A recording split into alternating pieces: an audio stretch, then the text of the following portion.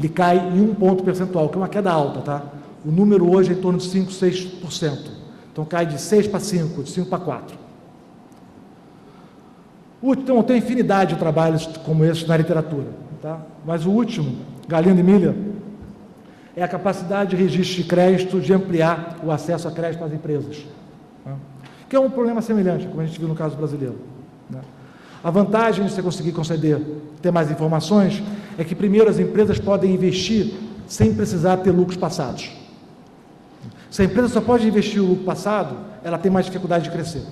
A empresa que tem acesso a crédito, ela não precisa do lucro no passado, ela pode crescer mais rápido, ela pode investir mais. O mesmo vale para as famílias, né? Se não tem crédito, para comprar a casa tem que ter poupado antes. Para comprar o carro tem que ter poupado antes. Se tem o crédito, contribui para uma intermediação financeira mais efetiva, isso é, seleciona melhor as pessoas adequadas, e o endividamento com fração do capital aumenta com a qualidade dos registros de crédito, né? E qualidade de registro de crédito aqui, a gente está falando do tipo de informação, quantidade de informação, enfim, tem uma vasta literatura internacional sobre o tema. O que é um cadastro de crédito, por exemplo, bem desenhado, há questões relevantes no caso brasileiro com avançar essa questão, né? O Brasil, por exemplo, tem uma dificuldade com o controle de bases de dados muito grande em geral, né? Até informações públicas do Brasil, você não tem uma política clara, uma legislação clara que organize as informações públicas, né? Eu estudei muito tempo a questão da violência no país, né?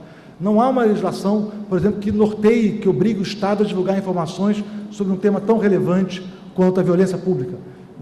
Na época que eu estudava, isso era um problema muito sério em alguns estados. No meu estado, Rio de Janeiro, era um problema do ano 2000, muito sério de pouca confiança nas informações públicas, o que é desastroso para o país. Então, há toda uma discussão maior envolvendo gestão e proteção das bases de dados das nossas informações. Há, no entanto, uma solução intermediária, que tem sido esgotada, o tempo está esgotado, estou terminando, peço desculpas, que já tem a lei do sigilo bancário, então talvez os próprios bancos, aí também precisa de norma do Banco Central, pudessem fazer.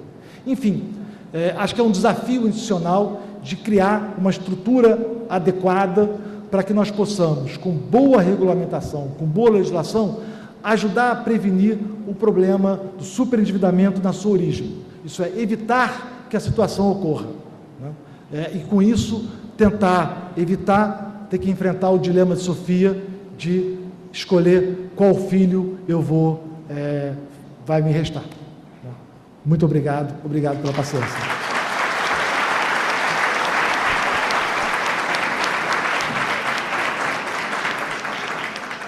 Obrigado, doutor Marcos.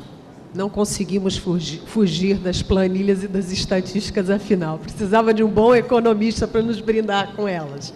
Obrigado.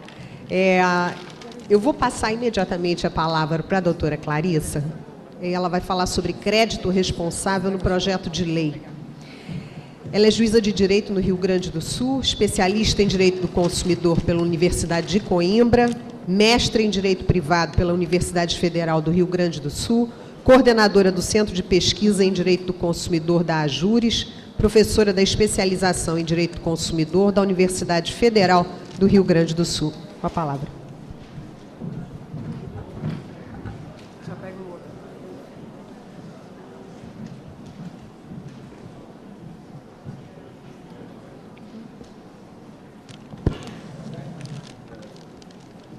Boa tarde a todos, já quase boa noite. Eu gostaria inicialmente de parabenizar o nosso presidente Leonardo Bessa, já pelo sucesso do evento, cumprimentar a mesa na pessoa da nossa presidente, Cristina Tereza Gaulia, e dizer da minha felicidade de estar aqui hoje para apresentar um anteprojeto elaborado em coautoria com a professora Cláudia Lima Marques e com a colega Karen Bertoncello, fruto de pesquisa acadêmica na Universidade Federal do Rio Grande do Sul, coordenada também pela professora Cláudia, e da experiência prática com o projeto de tratamento de superendividamento instalado no Poder Judiciário do Rio Grande do Sul desde 2006.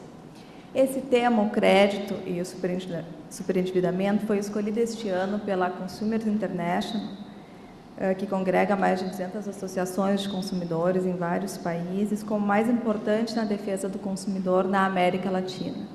Em função da explosão do crédito ao consumidor nesses países, não aconteceu diferente no Brasil, nós vimos mesmo na explanação do colega que me antecedeu, o crédito à pessoa física aumentou enormemente, atingindo camadas, não é, da população mais de baixa renda, que não tinha acesso antes a esse mercado.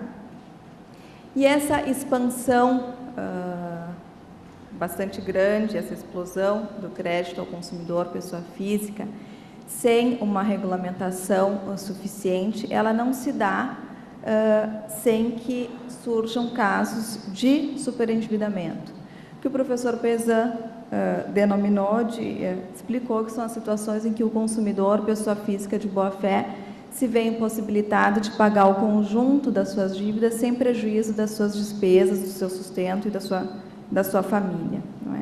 É um fenômeno de exclusão social, exclusão do mercado de consumo, exclusão também aqui, professor, do mercado de trabalho. Esses consumidores, eles nos relatam que, quando se endividam em razão da perda do emprego, né, eles não conseguem, têm grandes dificuldades de conseguir um novo emprego, porque no momento da seleção, os empregadores consultam esses cadastros negativos. E eles não conseguem, então, um novo emprego para pagar as dívidas que assumiram anteriormente. Nós, no Brasil, temos apenas o artigo 52 do Código de Defesa do Consumidor, tratando especificamente dos contratos de crédito ao consumo. Como bem lembrou o professor Pezan, no mundo não se discute mais sobre a necessidade de prevenir e tratar desse fenômeno de exclusão social. Isso já é uma unanimidade, no sentido de que o poder público deve dar atenção e se preocupar com esse fenômeno, né, crescente na sociedade de consumo atual. O que se discute é justamente qual a melhor forma de fazê-lo, qual a melhor maneira de se prevenir e tratar do problema.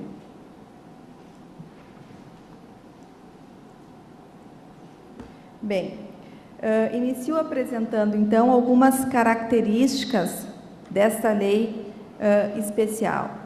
Ela é uma lei de ordem pública, de interesse social, não é? O consumidor não pode renunciar aos direitos constantes na lei e deve ser usada ex officio pelo julgador.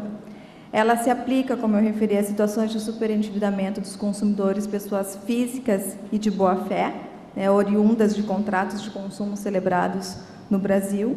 Né. As normas desta lei, elas complementam e não excluem as disposições do Código de Defesa do Consumidor e também das demais normas especiais, gerais, que tratem de alguma maneira dos direitos do consumidor, aplicando-se sempre a lei mais favorável.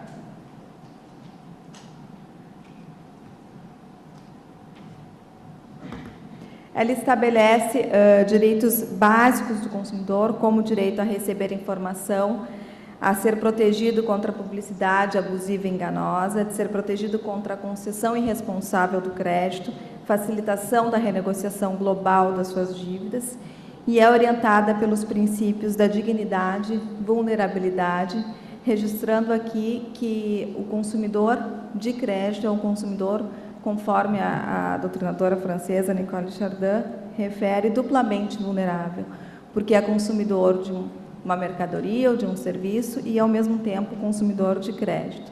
Né?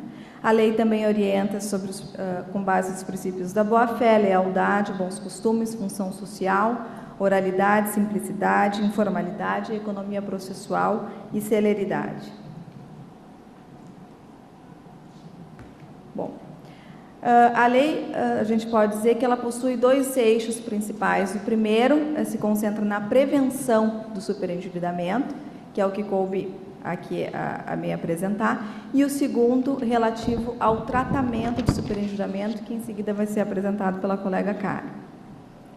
Não sei antes dizer aos senhores que essas diversas técnicas que visam prevenir o superendividamento, elas não têm o intuito de combater o crédito. Nós concordamos que é fonte de emprego, que é estímulo à atividade econômica, que proporciona a aquisição, né, para as pessoas de baixa renda de muitos bens e serviços, mas a ideia é de moralizar a sua distribuição, responsabilizando consumidores e organismos concedentes do crédito, né? Assim como acontece na União Europeia hoje. A ideia-chave é de que o crédito consciente e responsável ele só pode ser concedido com informação, conselho, com tempo e reflexão, né?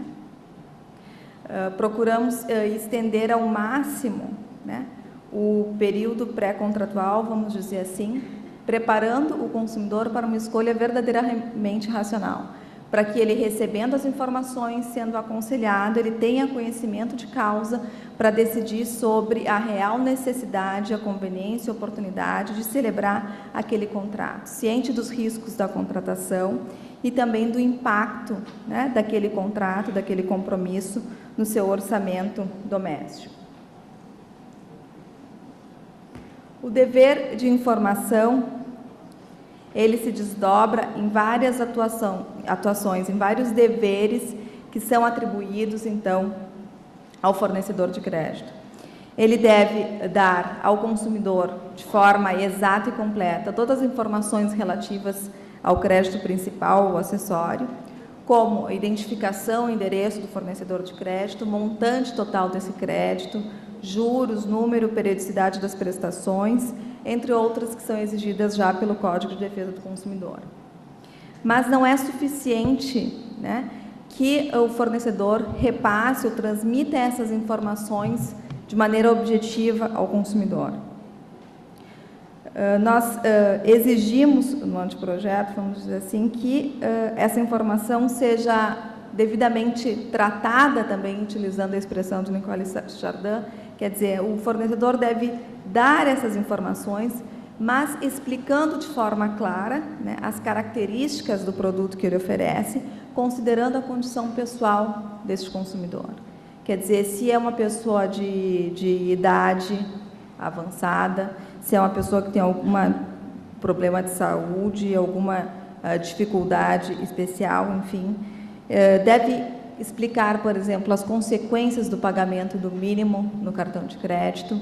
Nós apuramos uma oficina da Escola Nacional de Defesa do Consumidor, na semana passada, por exemplo, recebemos a informação do sistema de que aquilo que nós já havíamos percebido realmente se confirmava.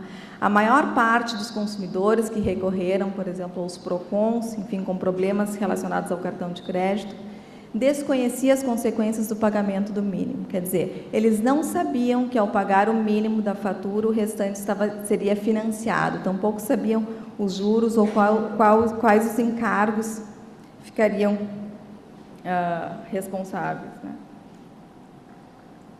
O dever de conselho ele está ligado à obrigação de sugestão pelo fornecedor de crédito do tipo e de valor do crédito mais adequado àquele consumidor, né? Considerando a situação financeira dele, a sua capacidade de reembolso e especialmente a finalidade do crédito em que ele está interessado, né? A ideia que fica aqui é de que o consumidor não é o único responsável pela escolha do produto, né, de crédito disponível no mercado. Ele deve ser, portanto, aconselhado pelo profissional com quem contrata.